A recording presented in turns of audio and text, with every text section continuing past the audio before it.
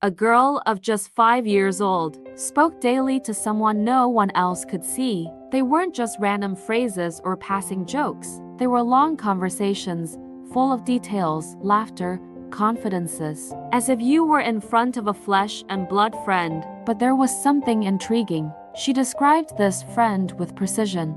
His gaze, his voice, even stories from a past she could never know. At first, his parents believed it was just a child's imagination, but as the days passed, they realized there was something much bigger going on. Words of comfort, messages of wisdom, memories of people who were no longer among the living. Where could such a small child get all that from? Could it just be the fertile mind of a dreamy girl? Or the silent proof that the spirit world is much closer than we dare believe? It was a simple family, no luxuries, no excesses. They lived in a small house, with walls already marked by time, but where love overflowed in every corner. Faith. There was discreet but sincere, a prayer before bed, a glance at the sky on silent nights, and the certainty that God always guided their steps. In the middle of this simple home, there was Clara. The girl was only 5 years old, but she already had a different sparkle in her eyes. She was light, cheerful, and full of life. She loved playing in the yard, running barefoot through the wet grass after the rain, feeling the wind blow on her face as she laughed out loud, that free-flowing laugh only children can give. Her innocence was enchanting. The neighbors always commented, "This girl has a special light," and indeed it did. But there was something about Clara that set her apart from other children her age. While her friends made up stories with dolls or talked about princesses, Clara had constant company, a friend that no one else could see. She called him Pedro. He described him as a slightly older boy with a serene look and a kind smile. She said he played with her, talked at length, and often even gave her advice. At first, his parents thought it was funny. "It's just a child's imagination," they said to each other, smiling. They believed it was just a phase, like so many others. But little by little, something began to change. Clara's conversations with Pedro became more profound. It was no longer just laughter or pretend play. They were dialogues full of feelings, teachings, and revelations. Clara spoke as if she were in front of someone real. He paused to listen. He responded attentively, as if there were, in fact, another voice filling that silence. One night, while helping her daughter put away her toys, the mother heard Clara say, "Pedro told me that I shouldn't be afraid of the dark, because God's light always protects me." The mother shuddered. I had never said that to the girl. Where could she have gotten such words from? Over time, Clara began to reveal secrets she had no way of knowing. Old family stories, memories of people who had already passed away. One day, looking at a picture frame hanging on the wall, Clara stopped. He pointed to the photo and said in a sweet voice, "Mommy, Pedro said that this is his grandfather, and that he is fine now, in heaven."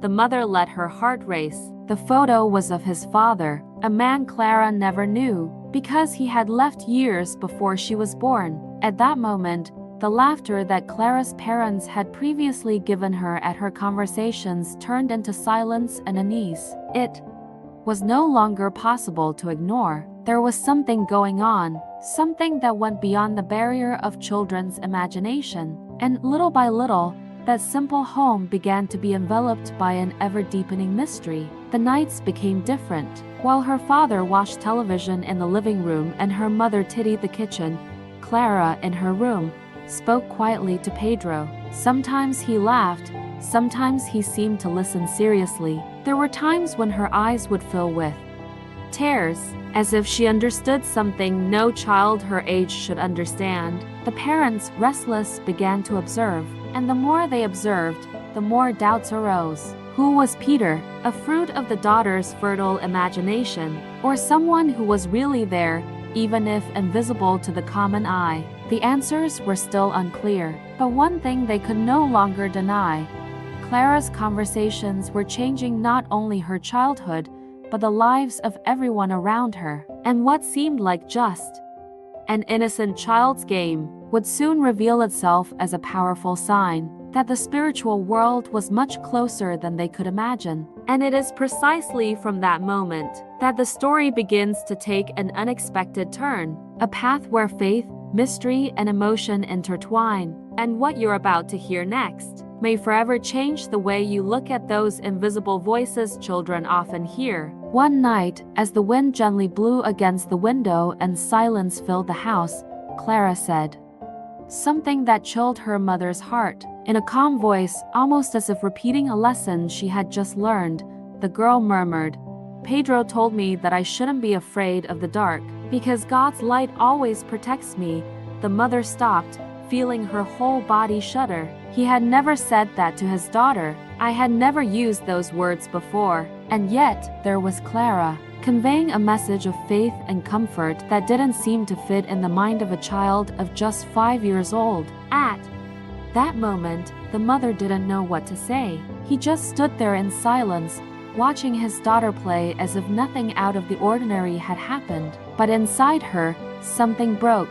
The easy explanation that it was all just a child's imagination was beginning to crumble, and the following days only increased the uneasiness, because Clara started revealing things that she absolutely couldn't know. He spoke of old family stories, details of events that had never been told to her, names, places, memories of people long gone. Sometimes he would say, "Pedro told me that Grandma liked to sing to the birds, but the girl never met her grandmother." And yet, she described scenes that her mother remembered clearly, like that morning when her grandmother stood in the yard, in a simple apron, whistling old tunes as she tossed breadcrumbs to the birds. Each sentence, Clara said, was like an arrow piercing her parents' reason. There was no denying it. She had access to memories that weren't hers. Until one ordinary afternoon, when the sun illuminated the living room, Clara did something that marked the life of that family forever. While playing, he stopped in front of the wall where there was a framed photograph. He was silent for a few seconds, staring at the portrait. Then, in a calm voice, he pointed and said, "Mommy, Pedro said that this is his grandfather, and that he is fine now, in heaven." The mother felt her legs weaken. The picture frame almost slipped from her trembling hands. It was a picture of his father, a kind man who had left years before Clara was born. The girl couldn't recognize him. She had never seen him before. The tears came uncontrollably. How to explain? How could she believe that her daughter, just 5 years old, was saying those words without there being anything more than imagination? At that moment, everything around seemed in suspense. The mother's heart was beating fast. Her teary eyes were searching for some logic, but the only real sensation was that there was a greater presence there, invisible, but very much alive. The following days were a mixture of fear and fascination. Fear of not understanding what was happening, and fascination in realizing that Clara, in some way, was the bearer of something great. The father, more skeptical, tried to ignore it. He said they were coincidences, random phrases, figments of the imagination. But even he, little by little, began to waver. One time, he heard Clara talking to herself in her room. Curious, he approached without making a sound, and he heard his daughter say in a serious tone, "Yes, Pedro, I'll tell them you're okay. They don't need to cry anymore." The man stopped in the doorway, goosebumps rising from head to toe. It was impossible not to feel that those words carried real weight, as if they came from a heart that knew the pain of longing, but also the certainty of reunion. Conversations became part of the routine. During the day, Clara seemed like an ordinary child. She ran, played, laughed. But at night, he would delve into conversations that intrigued and moved his parents. Sometimes he talked about things in the present. Other times, he mentioned events from long ago, and at certain moments, she would let out phrases that seemed like advice, almost as if Pedro were an older brother, an invisible guide, someone who loved and protected her. That family's simple home began to carry an invisible weight. Each night seemed to open a new door to the unknown, and deep down, both mother and father knew that something inevitable was approaching. The mystery was just beginning, because, with each revelation, with each sentence from Clara, the certainty grew that Pedro was not just a figment of her imagination. But who was he, after all? A spirit linked to the family? A protector sent to protect the child? Or just the voice of a sensitive childhood, capable of capturing what adult eyes can no longer perceive? The answers had not yet arrived. But one thing was certain. The conversations with Pedro were about to lead that family to a moment of such profound revelation that would forever change the way they viewed life, death, and what lies beyond them. Parents began to observe more closely. There was no longer any laughter at Clara's conversations. Now, the girl's every word was accompanied by restless looks, racing hearts, and a constant feeling that something extraordinary was happening. The conversations always took place at night, in the silence of the room lit only by the soft moonlight that came in through the window. While the house rested, Clara talked, and talked a lot. They were complete dialogues, with pauses, responses, gestures, and expressions that left no doubt. She wasn't just making it up. It was as if there was actually someone by his side. At first, the parents tried to convince themselves that it was their imagination, but the more they listened, the harder it became to sustain this idea. The girl spoke of feelings, memories, pain, and consolation with a maturity that was beyond her 5 years of age. Until, one rainy morning, the mystery intensified. The mother woke to the sound of her daughter's soft voice. The wind blew hard against the window, and the sound of rain filled the room. But beneath that constant noise, there was a clear, steady voice that seemed to emerge from the girl's room. With light steps, the mother approached, leaned against the half-open door and remained silent. His rapid breathing betrayed his nervousness. And then, he clearly heard Clara say, "Yes, Pedro, I'll tell them you're okay. They don't need to cry anymore." The words entered that woman's heart like a bolt of lightning. It was impossible not to feel the strength within them. The mother put her hand to her mouth, trying to contain the sob that insisted on escaping. The tears came immediately, hot, uncontrollable. At that moment, there was no more room for doubt. It wasn't just a childish game. Clara wasn't just talking to herself. She was a channel, a pure and innocent instrument through which a message from beyond reached the living. With teary eyes, the mother watched her daughter in silence. Clara smiled slightly, as if she heard a friendly and welcoming voice. There was tenderness in his face, a peace that contrasted with the storm outside. It was as if, inside that room, there was an invisible refuge where the pain of the world had no power. The mother's heart sank. Questions piled up. Who was Pedro anyway? Why had he chosen his daughter to convey that message? And most importantly, what would happen from then on? The following days only reinforced the mystery. More and more, Clara seemed connected to something that surpassed common understanding. He wasn't just a child's invisible friend, it was a bond that brought comfort, that carried messages of hope, and that awakened feelings in the parents that were a mix of fear and faith. The father, previously resistant, also began to surrender. One night, she approached the room with the intention of finally catching her daughter in some make-believe, but when I heard his calm, almost prayerful voice saying, "Pedro, I promise I'll take care of mommy and daddy when they cry," he couldn't take another step. He stood there, motionless, feeling a shiver run down his spine. The truth he most feared accepting was right in front of him. Clara was talking to someone real, and not just real, someone who carried love, care, and a mission. That family's home had been transformed. Before, it was just a simple house. Now, every corner seemed charged with mystery, with spirituality, with something invisible that, nevertheless, was deeply present. The mother, from time to time, found herself looking at her daughter in silence, trying to find some explanation in the childish expressions. But the more I searched, the more I realized that Clara didn't have all the answers. She herself seemed to just follow the voice that came from a place beyond life. And so, little by little, the parents began to understand that the story was just beginning, because every sentence spoken, every revelation made by Clara, seemed to pave the way for something even greater, a revelation that would transform not only that family, but also the way they viewed existence. The mother's heart knew Pedro was not just a childhood companion. It was a spirit with a mission, a purpose that would soon be revealed. But what purpose would that be? What did that invisible boy want to communicate through his daughter? And why had Clara been chosen? These questions remained suspended in the air, like echoes that found no answer. But the feeling was inevitable. Something great was about to happen. Long pause.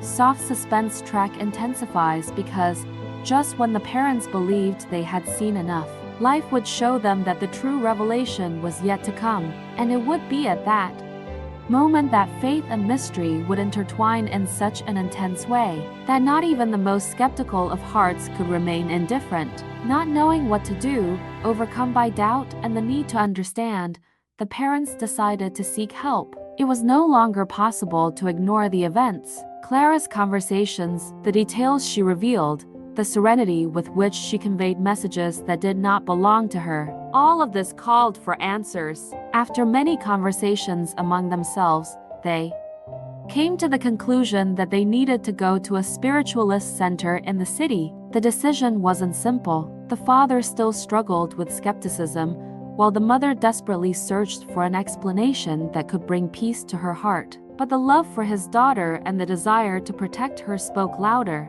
On the appointed night, they entered for the first time that simple, silent environment, perfumed by the scent of flowers and the welcome that could be felt right at the door. They were received with serenity. There were no judgments, there was no rush, just listening and understanding. The medium, a man with a calm gaze and a firm voice, listened to every detail of the story. He didn't interrupt at any time. He just nodded as if he had already understood from the beginning what was happening. When the story ended, silence filled the room. The distressed parents waited for an answer that could ease the burden they carried. It was then that the medium smiled with profound serenity and said, "Children have freer souls, less tied to the illusions of the world. Therefore, they often see and feel what we adults have forgotten how to perceive." The words penetrated deep into the mother's heart. It was as if they explained, in a few sentences, everything I was experiencing. Clara wasn't making things up. She wasn't crazy or lost in daydreams. She simply hadn't yet lost the purity and sensitivity that adulthood often erases. The medium continued, with a sweetness that calmed the worries, "Don't be afraid. Your daughter is not alone. She's just more sensitive, more receptive. And this Pedro she speaks of is someone who brings light, comfort, and care. He's not just any spirit. He's a friend, a protector, a bond of love that crossed death to remain with her." The mother's eyes filled with tears. The father, still disconcerted, could not find words. It was at that moment that the medium opened a book that was on the table, the Gospel according to Spiritism, and he read a sentence that seemed to have been written exactly for that moment. Childhood is the phase in which the spirit is most malleable and accessible to influences. It is the time in which it must receive impressions that can direct the future.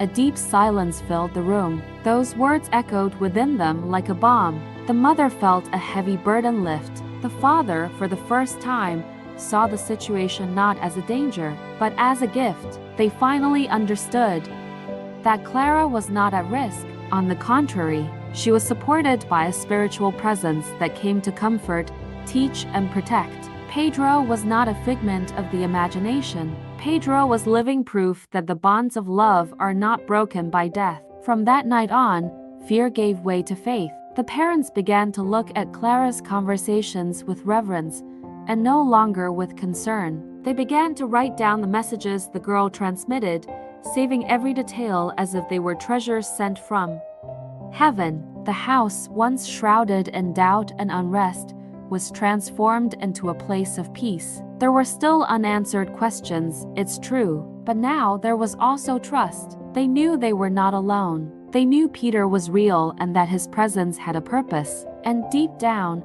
a certainty began to dawn in the mother's heart.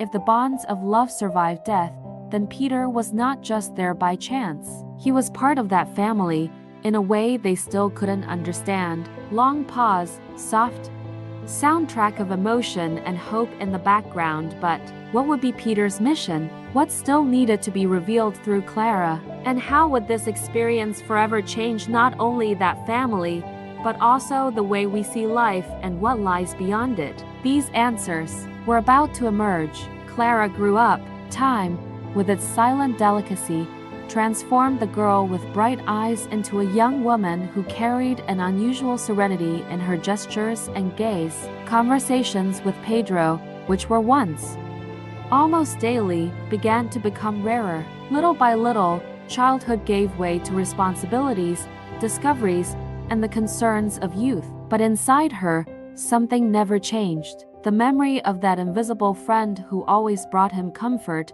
advice, and peace remained alive, kept like a precious secret. There was no need to talk about him all the time, because Pedro was now part of her essence. It was ingrained in his memory as a sacred chapter of his life, which could never be forgotten.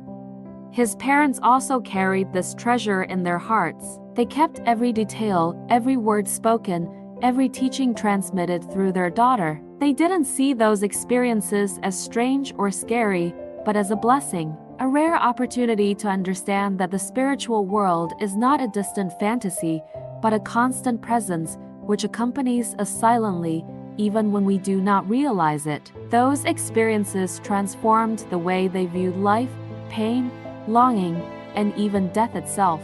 They discovered that childhood is a sacred portal, a time when the purity of the soul becomes a bridge to the invisible. It is during this period that hearts are open, free from the illusions and barriers that the adult world insists on raising. And maybe we've all been there. Perhaps you, who are listening to this story now, also had an invisible friend, a playmate, a gentle voice on nights of fear, a silent presence that made you feel protected, even without knowing how. Some grow up and forget. Others prefer to ignore it, telling themselves it was all just imagination. But there are those who, by keeping these memories in their hearts, know that they were signs, small fragments of a greater love, of a spirituality that has always been there, by our side, just waiting for us to be ready to perceive it. Because, after all, death is not the end. She is just the beginning, a return to the true home, an awakening to a life even fuller and truer than we can imagine. Clara, as she grew up, understood that Pedro had not left. He had just become more subtle, more silent, and deep down, it was still there, following his steps, guiding his choices, protecting his path. The bond that united them had not been broken because bonds of love are eternal. They just transform, cross dimensions, overcome time and distance. And it is this certainty that consoles, that strengthens, that enlightens.